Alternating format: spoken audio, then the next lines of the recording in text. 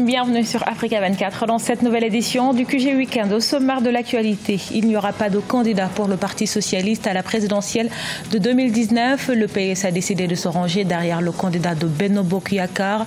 La coalition au pouvoir, une première depuis sa création il y a 70 ans au Sénégal. La vanille ougandaise aiguise les convoitises. Les plantations sont régulièrement ciblées par des bandes armées en raison de la hausse de la demande sur le marché international. Et puis hausse du prix de l'oignon au Cameroun. Le sac de 50 kg est passé de 18 000 francs CFA à 27 000 francs CFA. Une augmentation imputée à la saison des pluies particulièrement précoces en cette année 2018.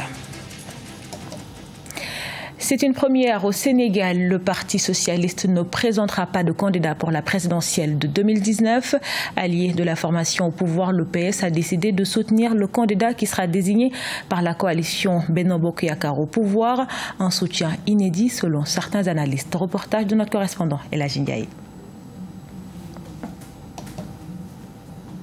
Le Parti socialiste ne présentera pas de candidat issu de ses rangs à la présidentielle de 2019. En cause, le parti, sous la direction de Ousmane Tanor Dieng, l'actuel président du Haut Conseil des collectivités territoriales, va soutenir la candidature du président Macky Sall. Pour les héritiers de Léopold Sédar Senghor et Abdou Diouf, le compagnonnage pendant 6 ans avec la coalition Benno Bokk Yakaar est jugé positif. Pourquoi les gens sont en train de se supputer et de se tirer les oreilles. Mais je crois que nous sommes dans une cohérence politique et je crois que c'est tout à fait normal. Parce que depuis 2012, nous suivons une logique. Parce que c'était ensemble de soutenir celui qui sortait pour le deuxième tour. On l'a soutenu et on a gagné ensemble, on gouverne ensemble. On se verrait mal de faire le contraire. Ce soutien du Parti socialiste est jugé inédit par les observateurs. Pour la première fois de son histoire, le Parti socialiste participera à la présidentielle de 2019 sans avoir de candidat socialiste. Comme j'ai toujours dit, le patron du PS, Ousmane Tanor Dieng, est dans une logique fonctionnaliste. C'est quoi une logique fonctionnaliste? Tanor a compris que le parti politique sert à prendre le pouvoir. Donc lui, il ne peut pas prendre le pouvoir. Donc il a renoncé à son rêve de prendre le pouvoir. C'est pourquoi il est dans une logique fonctionnaliste. Et c'est quoi une logique fonctionnaliste? Ça veut dire que la finalité, ça devient la fonction. La finalité, ce n'est plus la mission. Donc Tanor est à la tête du Parti socialiste parce que ça lui permet aujourd'hui d'être président du Haut Conseil de la République, d'accéder à un certain nombre de postes. En rappel, le Parti socialiste a dirigé le Sénégal pendant 40 ans, de 1960 à 2000.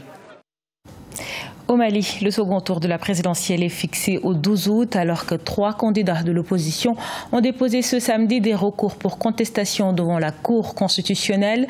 Le président sortant, lui, mobilise ses partisans, arrivé en tête du premier tour avec plus de 40% des voix. Ibrahim Boubacar Keïta espère reproduire le même scénario qu'en 2013. Reportage de notre correspondant Mokhtar Bari. Crédité de 39,70% des voix en 2013, le président malien Ibrahim Boubacar Keïta, candidat à sa propre succession, a réalisé un meilleur score au premier tour de la présidentielle du 29 juillet 2018. Le candidat Ibrahim Boubacar Keïta mobilise ses troupes pour le second tour du scrutin en espérant faire mieux que les 41,42% obtenus au premier round, et ce, grâce au soutien d'une coalition de partis politiques et d'associations dénommées Ensemble pour le Mali. C'est une belle première victoire, mais elle n'est pas que seule mienne. Cette victoire, c'est la victoire du Mali qui avance. Il nous faudra donc amplifier cet élan et confirmer le choix de la paix et du progrès. Le président sortant a cependant regretté les incidents ayant perturbé la tenue du scrutin dans plus de 700 bureaux de vote, pour la plupart dans le centre et le nord du pays. Il en appelle à des mesures idoines pour permettre à tous les Maliens d'exprimer leurs devoirs civiques. Je déplore les incidents survenus dans certaines localités du pays qui ont empêché certains de nos compatriotes d'accomplir leurs devoirs civiques. Je demande au gouvernement de tout mettre en œuvre pour que la vigilance soit accrue avec l'appui et l'engagement de nos partenaires et alliés. Le parti au pouvoir a entrepris des démarches pour rallier certains candidats au second tour. Jusqu'alors, seule la candidate Djinebou Ndiaye a choisi le camp du président sortant. Je vous le disais tantôt, 3 candidats ont saisi la haute cour constitutionnelle pour contester les résultats de la présidentielle au Mali.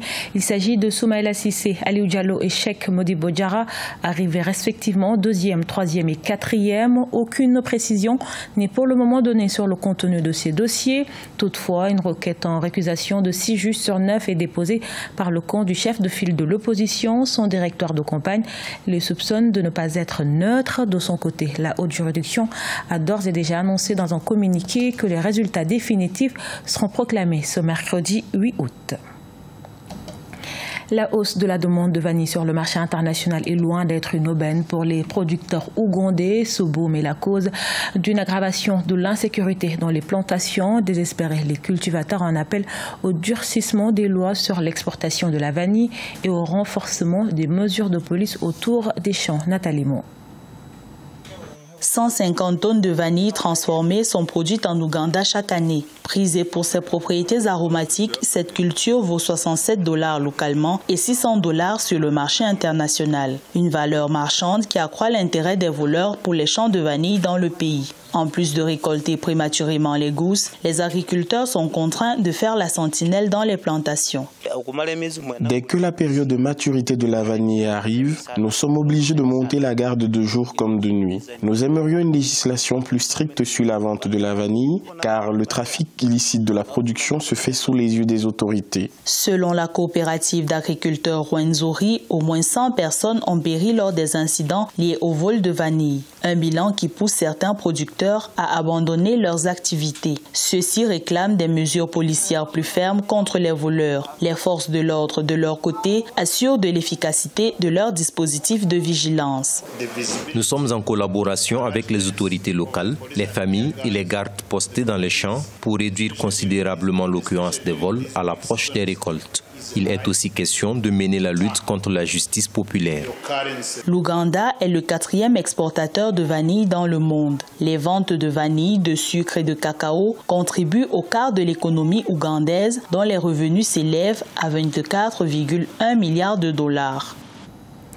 Le marché d'oignons camerounais connaît depuis peu des fluctuations de prix. Une hausse est observée dans la commercialisation de cette denrée en cause. La saison des pluies précocement déclenchée en cette année 2018, augmentant de 100 francs CFA. Le tas de 4 oignons désormais vendu à 200 francs CFA. Nélé Claude Bessa. Au marché des oignons de Yaoundé, le sac de 50 kg qui se vendait à 18 000 francs CFA il y a quelques jours est passé à 25 000 voire 27 000 francs CFA. Cette hausse de 7 000 francs CFA du prix de vente en gros s'est automatiquement répercutée sur le prix du détail. C'est ainsi qu'un tas d'oignons antérieurement vendu à 100 francs CFA revient désormais à 200 francs CFA. L'oignon pendant les saisons de pluie est difficile à conserver. Seul un certain type de véhicules peuvent accéder aux plantations. La forte sollicitation de ces véhicules a induit une augmentation du coût du transport qui va des lieux de production vers les lieux de stockage. Une tendance haussière qui, selon les commerçants, pourrait aller jusqu'à la fin de la saison des pluies, ce qui engendrera une incidence sur le prix de sac de 50 kg qui pourrait atteindre jusqu'à 30 000 francs CFA dans les prochaines semaines. Les dépenses en oignons au niveau du panier de la ménagère ne constituent pas un poids trop élevé. C'est plutôt le commerce au niveau transfrontalier qui peut subir un coût. L'oignon camerounais, du fait de la pluie, sera beaucoup plus coûteux, peut être de moindre qualité, ce qui va le rendre beaucoup moins compétitif que les autres. Le Cameroun produit environ 53 000 tonnes d'oignons par an. 80% de cette production provient des régions septentrionales que sont l'Adamawa, l'extrême nord et le nord. Ce journal a été réalisé par l'ensemble de la rédaction. Merci pour votre fidélité. Dans un instant, une nouvelle édition de l'actualité sur Africa 24.